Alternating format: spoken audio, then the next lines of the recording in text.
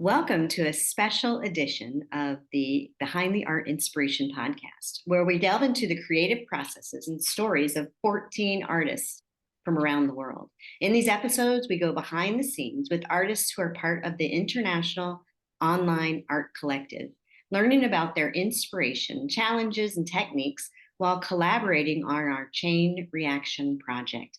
Beginning with one single piece, each piece informs the next, provoking a chain of other artworks until we have created a total of 100 artworks assembled into one big multimedia installation. In this episode, we have the pleasure of interviewing artist Adela. What's your last name, Adela? Well, it's basically my artist name is Adelacreative, so That's right. I'm going with that. I remember that now. Who hails from Valencia, Spain. And through our conversation with Adela, we'll gain insights into her creative process and inspirations that drive her work. I'm your host, Caroline Karp, and I'm excited to bring you this episode from my DC studio. So sit back, relax, and enjoy as we go behind the art and discover Adela's fascinating world. How are you doing today, Adela? I'm doing very good, and thanks for the introduction. It was very nice, and I like how you presented the whole project. Yes. Now, I know you best, and probably the world knows you best as a figurative artist. And so, yes.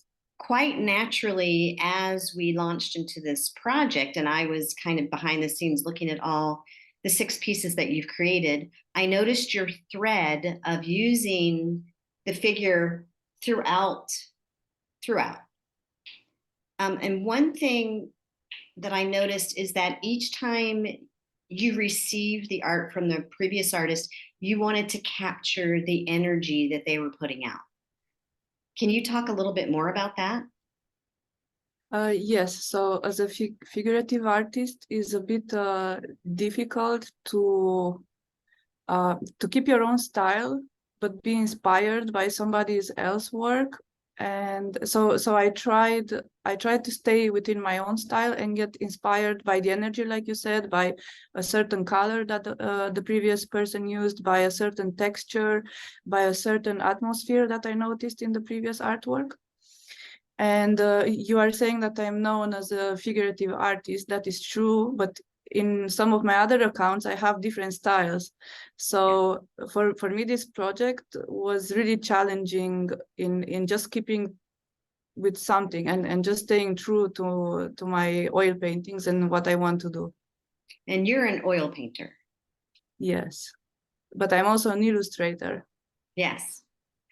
Yeah. So I guess in my mind, I'm thinking that you're combining the two because we're working on such a small surface. And so you're probably combining your illustrating talents with the oil painting, working a little bit smaller. I'm trying not to. That's my challenge. Okay. I'm trying really hard to separate the two.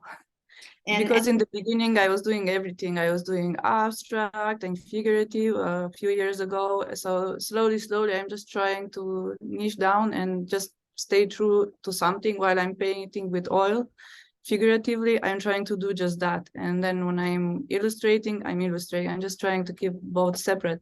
And yes, in such a long project that takes literally 2 years, it's difficult to stay true to that, when in different moments I have different type of inspiration, and sometimes I feel like painting, and other time I feel like illustrating. So those two are head to head, and as you know, we have a week to create our work when our turn is coming. So you just have to stick to the painting, no matter how I feel in that moment, and just try to get my inspiration from the previous work. Yeah. Now, I noticed in this latest round number 6, you mentioned in your narrative that you were wanting to become a little bit looser with your brushstrokes. It's absolutely beautiful. I can't wait for everybody to see it when we have finally launched the project, but talk about that piece a little bit more. The loosening of the brushstrokes. So during this project, I'm also discovering myself. I'm trying to develop a new style for myself. So I'm still trying to keep true to realism, but I'm trying to combine it with abstract. And I think this project kind of opened the door for me to that as well. Mm-hmm. An exploration. Because if you know my paintings so far, they are pretty realistic. And I just discovered that I don't like to paint everything realistic. I'm really interested in the face. And the second painting in the chain reaction was a hand. And through this painting, I also realized I'm not that interested so much in the anatomy of the body and the figure. I'm more interested in the eyes and the expression. So I discovered this through the project, which was very interesting. I'm very inspired by that. I'm adding people to the painting here, and it's challenging for me. Yeah. So yeah, is there another one? I think I remember you were reacting to Wendy's butterfly, and it became a big part of your piece. Talk a little bit about her sending her painting to you and how you incorporated it into your piece. Yes, so Wendy's work is inspiring, period. And I'm always watching her page and see what she's working on, and especially her paper cut works.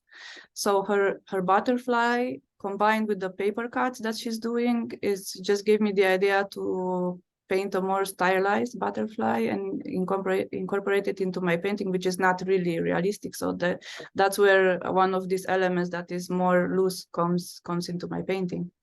Mm-hmm.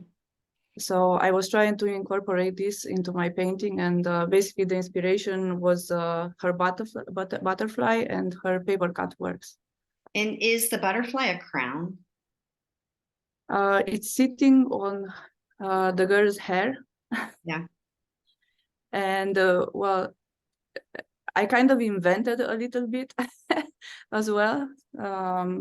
But it's more like a decoration, yes, and a symbol of transformation. Yes, and we have quite a bit of dragonflies and butterflies kind of throughout the 2-year project coming through different artists. Now, 2 years is a long time, and so much has been happening in the world. How has this affected your work?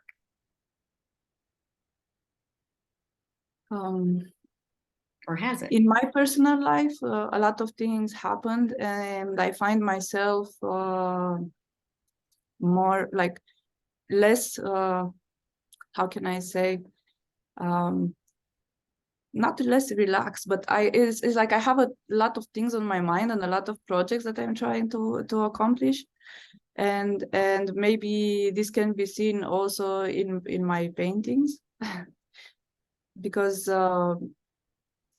I'm also trying to get away from the figurative, and I have my style is not that realistic in the project. So I think it's going to be more true to what I'm trying to become than what I am right now.